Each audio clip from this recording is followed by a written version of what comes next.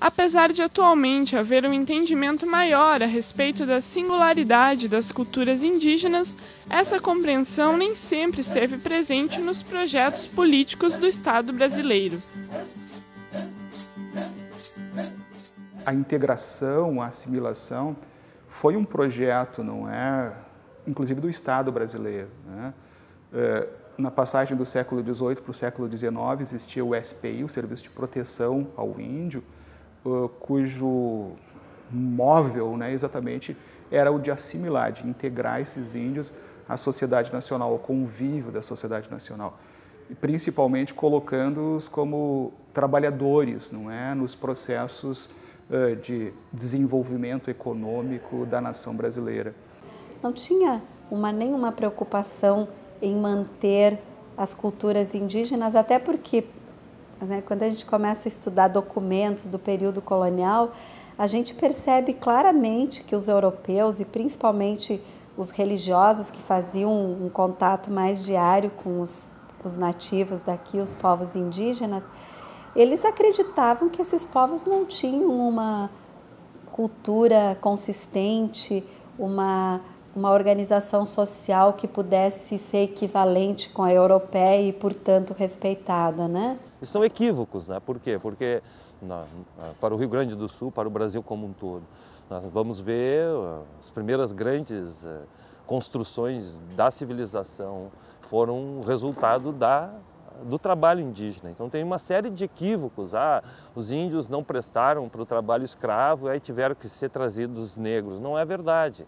Claro que os índios não, vamos dizer, tinham dispositivos de conseguir escapar à escravidão dos bandeirantes, por exemplo, né? Porque eles conheciam o espaço, porque, enfim, ainda se mantinham de alguma maneira ligados às raízes culturais, diferente do escravo negro.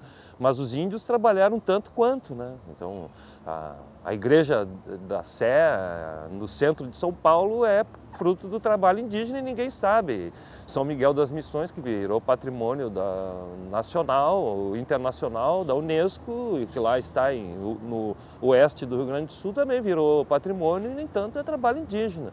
Se você chega nesses locais, eu instigo as pessoas que parem embaixo da ruína de São Miguel, olhem lá para cima e diz assim: índio não serviu para trabalho. Os índios Guarani das Missões tinham metalurgia, tinham toda uma indústria em cima de couro, moendas, currais, açougues, produção da erva mate, tudo o que hoje nós reconhecemos como os pilares da nossa sociedade no sul aqui, tudo eles são resultados do trabalho Guarani.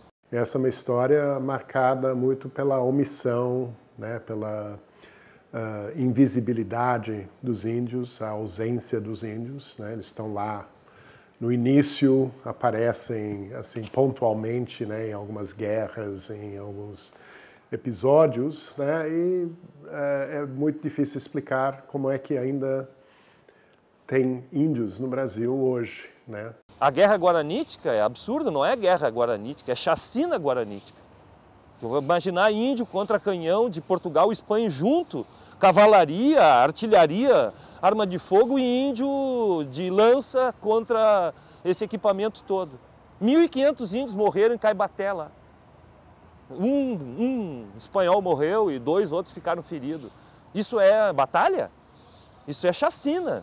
Isso é um exemplo vergonhoso da nossa história que tem que ser recuperado. Na colonização do estado do Rio Grande do Sul, houve muitos massacres de lideranças, né? E a briga era muito mais por a questão da terra, né? E como nós éramos em 22 povos aqui no estado do Rio Grande do Sul, eu vejo que nós perdemos muitos parentescos, né? Nessa luta de igual para igual, né?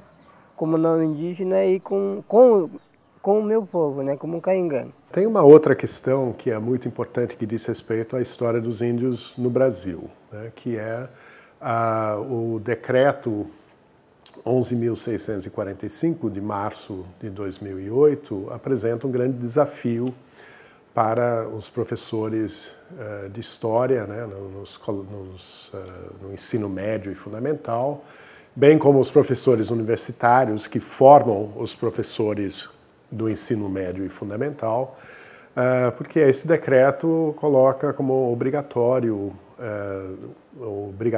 né, enfim, a inclusão do conteúdo, né, da história e cultura afro-brasileira e indígena no ensino nas instituições públicas e privadas do país, né? Quer dizer, então nós estamos com um problema pela frente de como tratar essa matéria, visto que nós temos uma longa prática de omissão e de esquecimento.